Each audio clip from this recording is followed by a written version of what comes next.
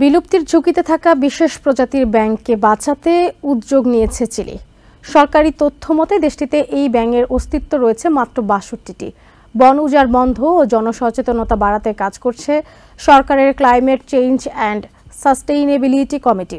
এই প্রচেষ্টার মূল লক্ষ্য ডারউইনের ব্যাঙের নতুন জনপদ আবিষ্কার এবং বর্তমান জনপদগুলোর আবাসস্থলের পরিধি বাড়ানো।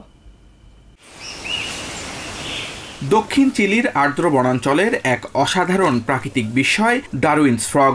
মাত্র ৩ সেন্টিমিটার লম্বা অদ্ভুত চেহারার এই ব্যাঙটি পরিচিত তার ব্যতিক্রমী প্রজনন পদ্ধতির জন্য। পাতার মতো সবুজ ত্বক আর পুরুষ ব্যাঙের মুখে ব্যাঙাচি লালন পালনের মতো বিরল বৈশিষ্ট্য নিয়ে প্রকৃতির এক অনন্য সৃষ্টি এই ক্ষুদ্র উভচর প্রাণীটি।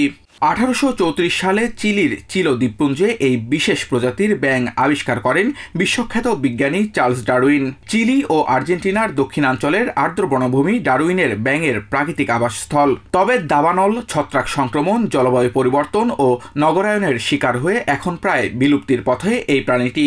চিলির পরিবেশ মন্ত্রণালয়ের প্রজাতি সংরক্ষণ বিভাগের প্রধান শেরিফ টালা জানান, বনাঞ্চলের এই বিভাজন ডারউইনের ব্যাঙের সংখ্যাকে নামিয়ে এনেছে মাত্র ৬২তে। এই বিলুপ্তির ধারা রুখতে একটি যুগান্তকারী পদক্ষেপ নিয়েছে চিলি সরকার। এর আওতায় ব্যাঙের প্রাকৃতিক আবাসস্থল পুনরুদ্ধার, নিবিড় পর্যবেক্ষণ ও প্রজনন কর্মসূচির ওপর জোর দেওয়া হয়েছে।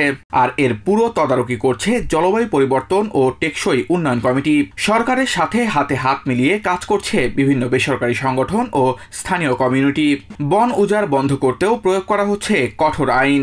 জনসচেতনতা বৃদ্ধিতেও চলছে ব্যাপক প্রচারণা। একই সাথে যারা ঐতিহ্যগতভাবে এই বনাঞ্চলের রক্ষক, সেসব আদিবাসী গোষ্ঠীর জ্ঞান ও সহযোগিতাকেও কাজে লাগানো হচ্ছে। এই উদ্যোগকে অত্যন্ত আশাব্যঞ্জক হিসেবে দেখছেন বেসরকারি সংগঠন রেনিটা ডে ডারউইনের পরিচালক আন্দ্রেস ভ্যালেনজুয়েলা। তিনি আশা করছেন এই কর্মসূচি চিলির জনগণের মধ্যে ডারউইনের ব্যাঙের দুর্দশা সম্পর্কে সচেতনতা বাড়াতে সাহায্য করবে। ডারউইনের ব্যাঙের ভবিষ্যৎ এখন এই সম্মিলিত প্রচেষ্টার উপর নির্ভর করছে।